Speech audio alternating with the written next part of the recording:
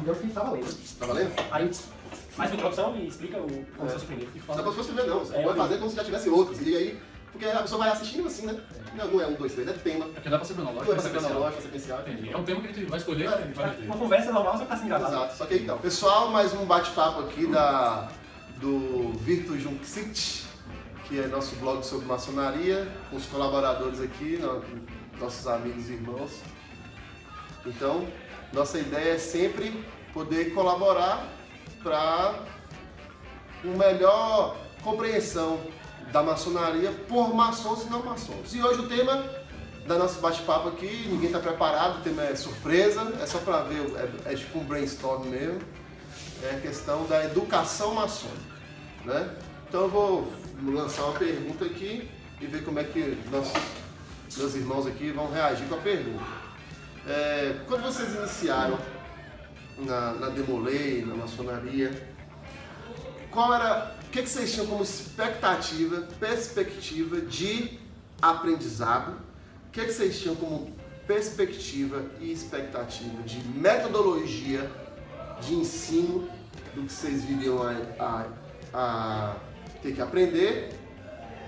E o que realmente foi entregue para vocês? Como é que foi isso de expectativa, realidade em relação à educação maçônica? Então, nós três aqui somos demolês, né? Então a gente pode falar nessa perspectiva a começar pela demolê.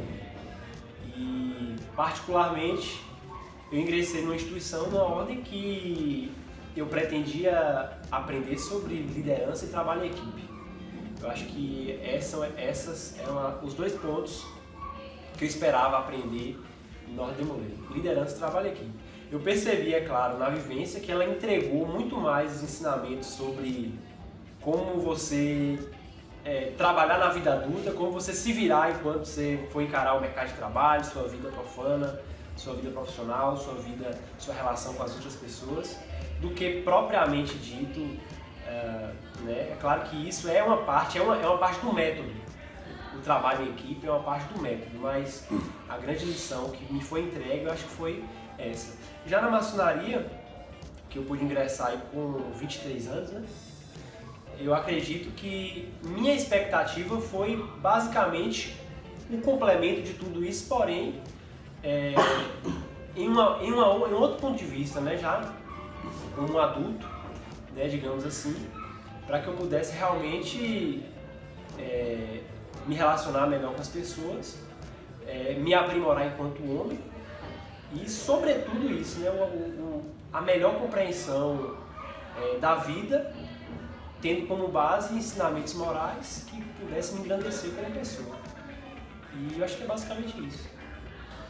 Eu também puxo da Demolei, mas não relacionado tão necessariamente ao conteúdo, mas porque a metodologia ritualística, quer ou não, a funcionalidade é a mesma. Então, você lê, faz, aí lê, faz de novo, e de tanto ler e fazer, você internaliza o ensinamento.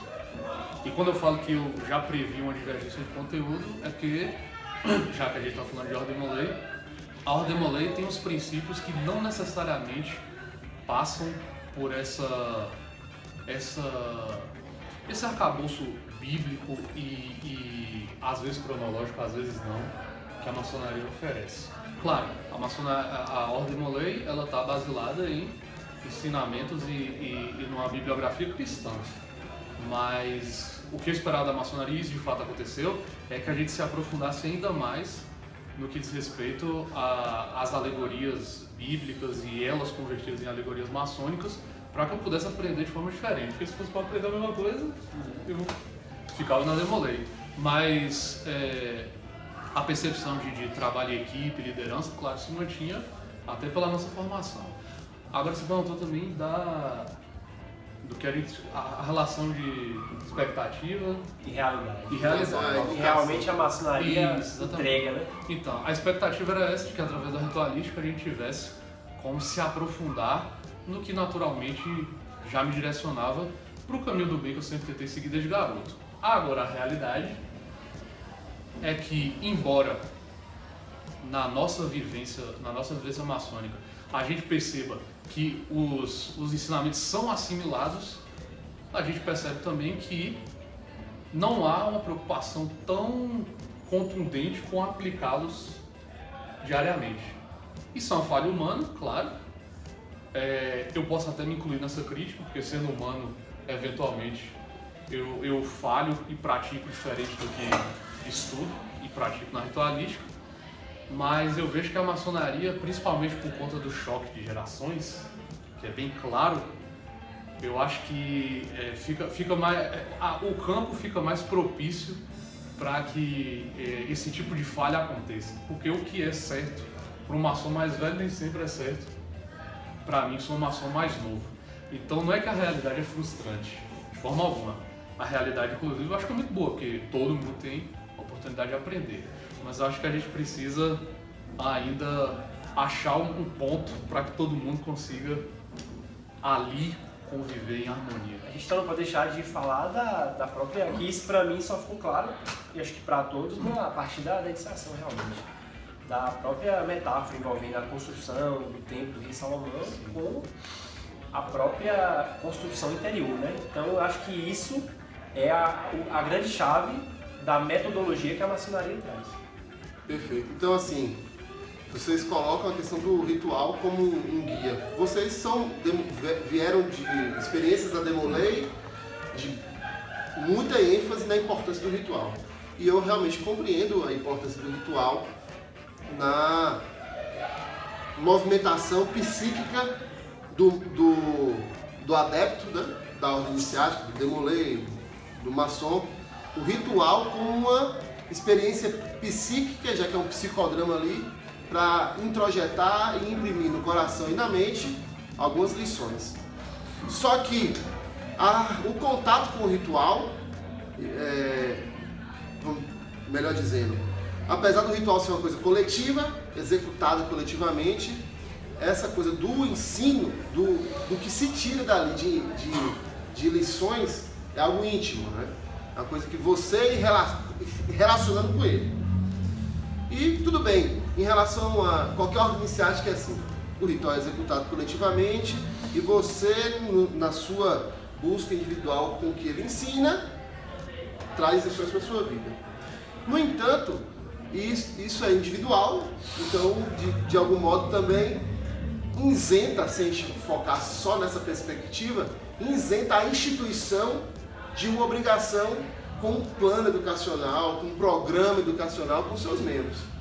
E o que eu acho que a gente precisa dar um grande passo assim, em relação a Demolei a maçonaria quanto à questão da educação, é compreender que a gente não pode deixar ao bel prazer do membro, que a gente não pode simplesmente deixar para que a coisa seja empírica e individual na experiência, a formação dele.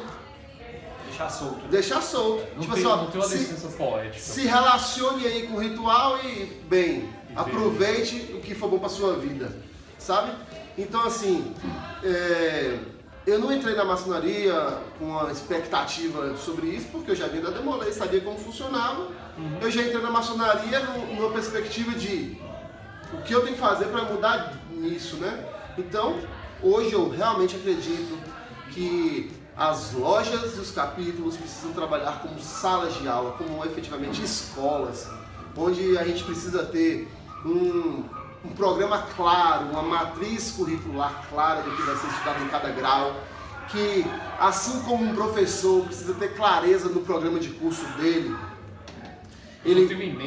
o professor entra na sala de aula, no primeiro dia de aula, ele tem uma ementa e um programa de curso, onde ele fala, nessa primeira aula a gente vai ensinar isso, na segunda aula vai trabalhar isso, e o cara entra na maçonaria, a maçonaria não fala nada pra ele.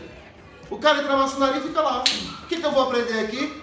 Senta aí, que você aprende com o tempo. Eu acho isso um desrespeito no século XXI, o membro iniciar, fala assim, senta aí que você aprende com o tempo. Vê como é que você vai fazer. O cara pagou caro para iniciar no que a gente chama de escola de moralidade, né? Escola de virtudes, né? Escola de liderança. Pô, se é uma escola, a gente tem que ter metodologia clara e ter um programa educacional claro. Ó, queridão, você iniciou, você é aprendiz. No grau de aprendiz, você vai aprender em tanto tempo, esse assunto. Na primeira reunião a gente vai discutir esse assunto, na segunda reunião esse assunto.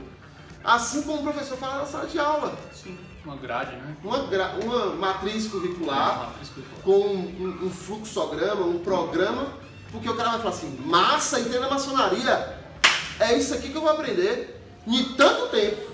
Então ele sabe o que ele precisa estudar, ele sabe o que ele precisa entregar para a maçonaria enquanto produto de suas reflexões.